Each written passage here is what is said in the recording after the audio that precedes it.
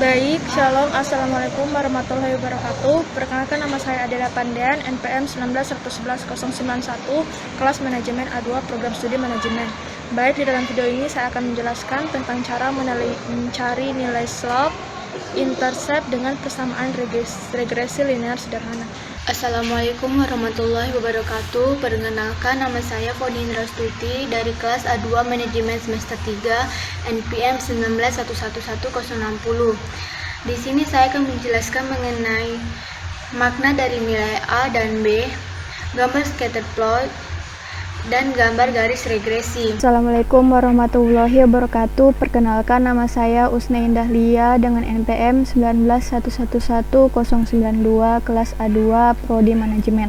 Di sini saya akan menjelaskan mengenai uji korelasi atau R, uji determinasi atau uji pengaruh atau biasa disebut dengan R-square, dan uji hipotesis.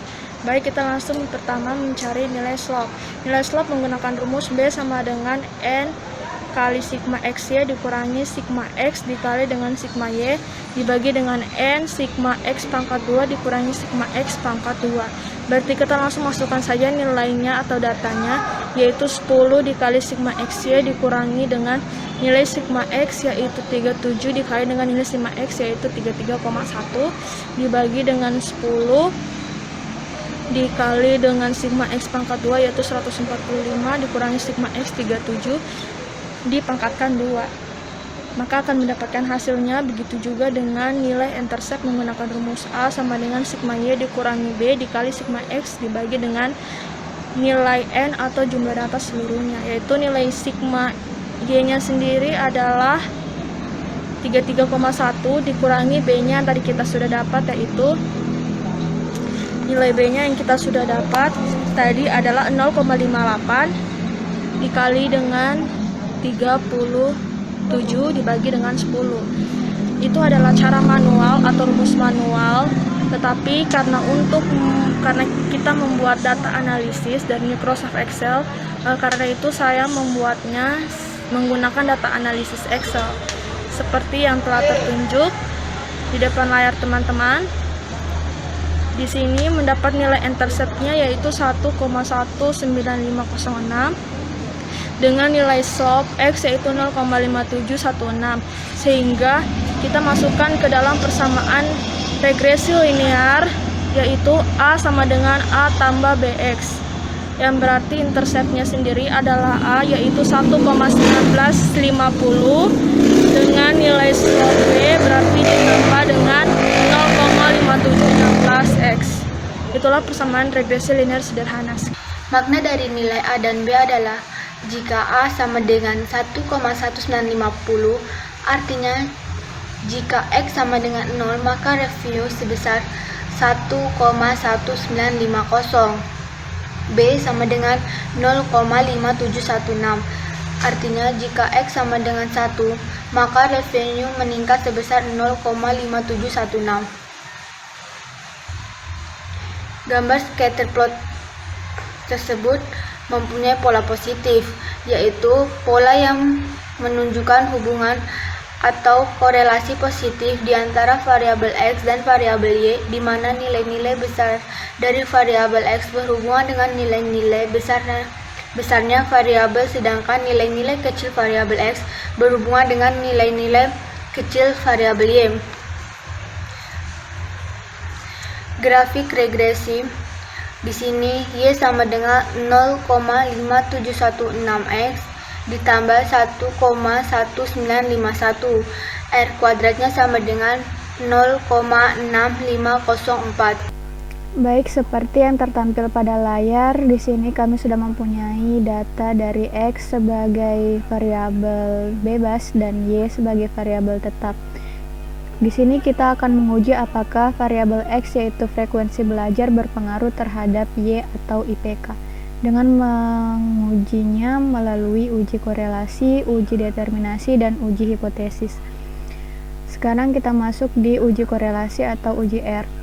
Rumus dari uji korelasi adalah R sama dengan N dikali delta XY dikurang delta X dikali delta Y dibagi akar N dikali delta X kuadrat dikurang delta X pangkat 2 dikali N dikali delta Y kuadrat dikurang delta Y pangkat 2. Nah, sekarang kita masukkan N-nya. N-nya itu banyaknya data. Banyaknya data di sini ada 10. Jadi N kita masukkan 10. Delta XY yaitu jumlah keseluruhan dari XY sebanyak 127,1 dikurang delta X yaitu 37 dikali delta Y yaitu 33,1 dibagi akar N yaitu tadi 10 dikali delta X kuadrat yaitu 145 dikurang delta X pangkat 2 delta X nya yaitu 37 kita pangkatkan 2 dikurang N nya 10 dikali delta Y kuadrat yaitu 113,63 dikurang delta Y pangkat 2 delta Y nya itu 33,1 kita pangkatkan 2 sehingga mendapatkan R sama dengan 46,3 dibagi 57,41 sama dengan 0,8065. Nah, arti dari pengujian ini adalah frekuensi belajar memiliki hubungan yang sangat kuat dengan IPK. Frekuensi belajar mempengaruhi hasil IPK. Selanjutnya adalah uji determinasi. Rumus dari uji determinasi adalah R pangkat 2. Jadi R yang kita dapatkan dari uji korelasi sebelumnya kita pangkatkan 2. Jadi 0,8065 pangkat 2 sama dengan 0,6504.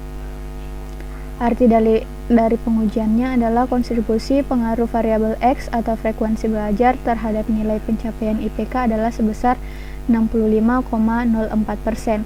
Sementara ada sebesar 34,96% yang masih dipengaruhi oleh variabel lain yang belum dimasukkan dalam model.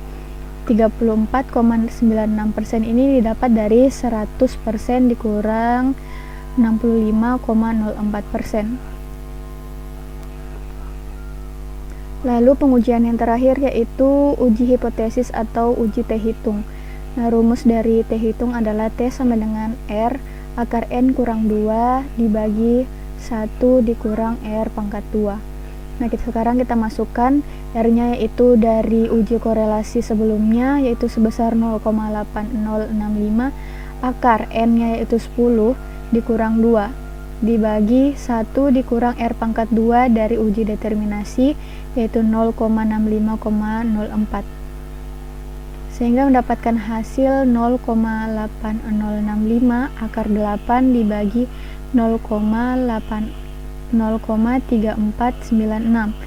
T sama dengan 2,2811 dibagi 0,3496 adalah 6,5250. Arti dari pengujiannya yaitu jika T hitung lebih besar dari T tabel, maka pengaruh positif dari signifikan terhadap revenue.